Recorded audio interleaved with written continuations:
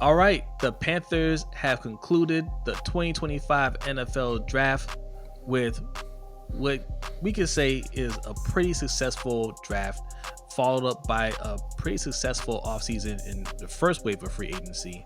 I think Dan Morgan and company are doing a very good job building around Bryce Young, who miraculously was risen from the dead.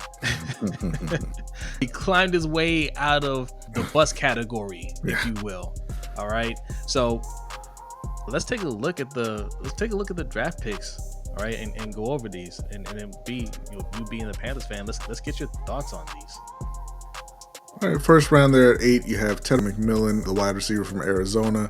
They follow that up in the second round with the edge Nick Scorton from Texas A&M. Then I'm just going to say Princely U. In the third round, they got running back Trevor Etienne, the younger brother of the Jaguars running back. I believe that was in the fourth. And then they followed that up with Lathan Ransom, the safety out of Ohio State, Cam Jackson, the D tackle from Florida, Mitchell Evans from Notre Dame, and then Jimmy Horn, the wide receiver, the other wide receiver from Colorado. A+, man. Let's shut it down and go home. No, I thought that, like a lot of people, I thought they were going to go Jalen Walker. I think they did a really good job of, selling that, putting out the smoke screen that they were going defense with that pick or possibly trading out. But I'm thrilled that they went with Teteroa McMillan, because the most important thing that you can do in the NFL when you get a franchise quarterback is build around that franchise quarterback. Last year, they went out in free agency and they built up the O-line around him.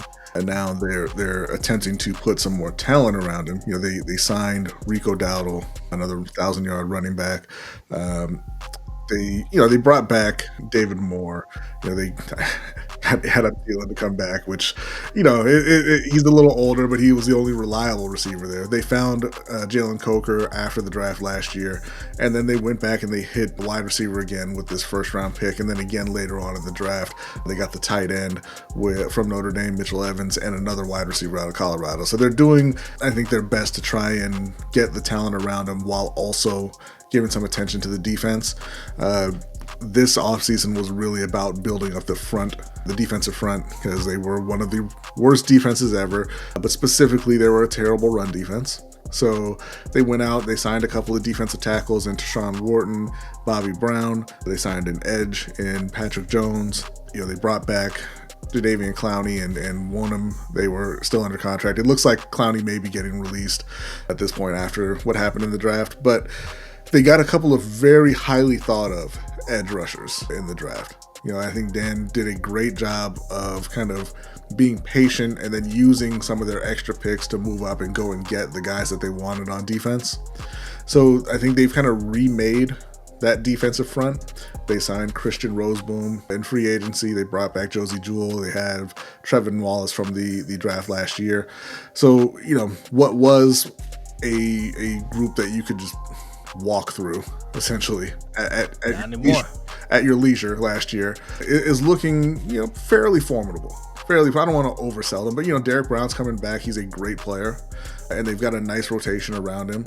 And if these young edges live up to the hype around them, they're not going to be great players right from the jump, but they have a nice rotation of edges there. And then that linebacking core is a little younger, a little more athletic.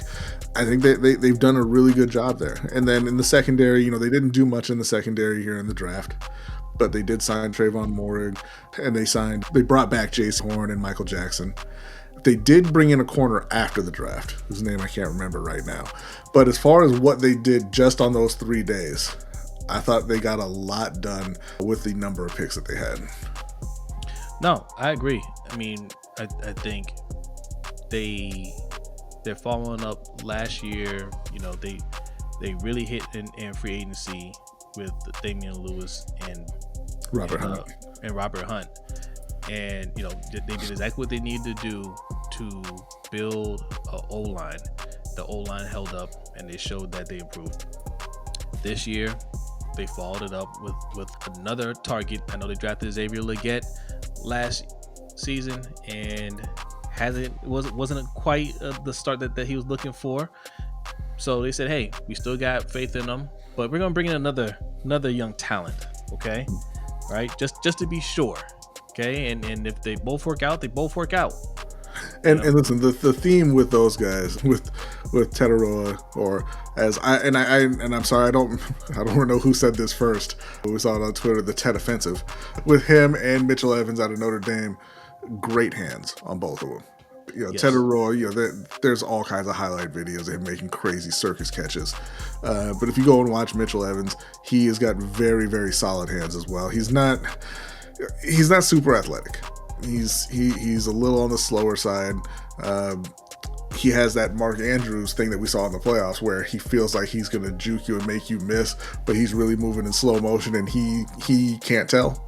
But if the ball gets near him, he's going to catch it.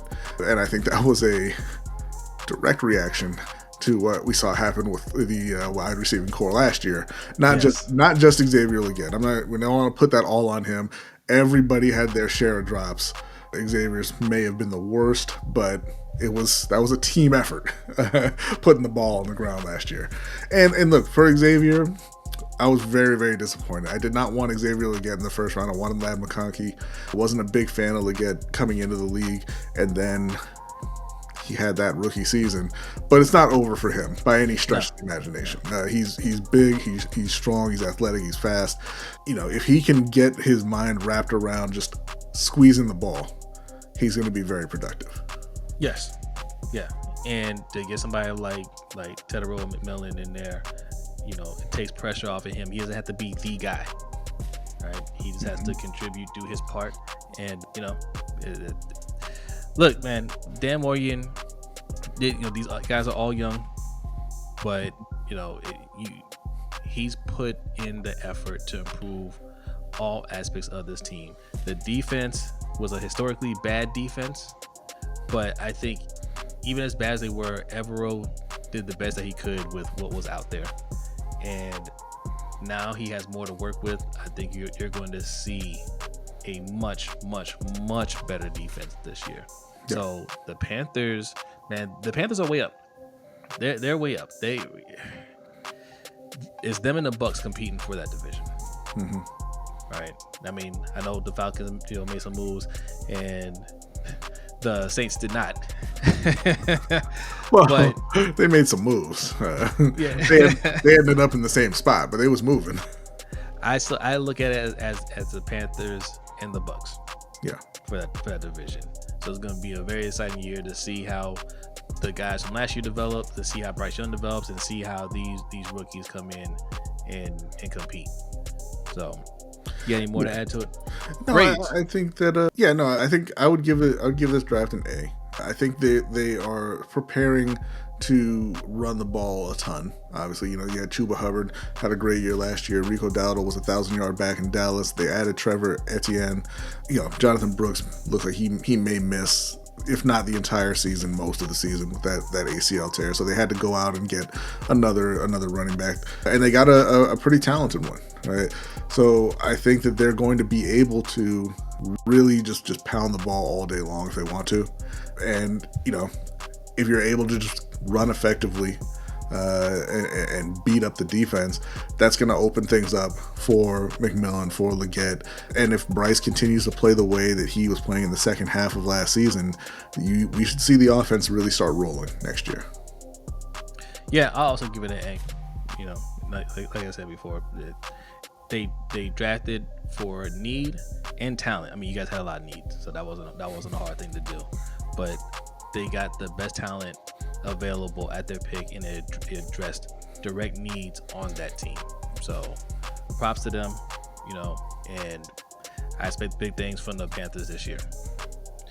But all right, that's it for this video. Check us out on Wednesday, 7:15 p.m. Eastern Time for the LBHT show. Also hang out afterwards for the Overtime show, which you can find on our Patreon, patreon.com/LBHT show.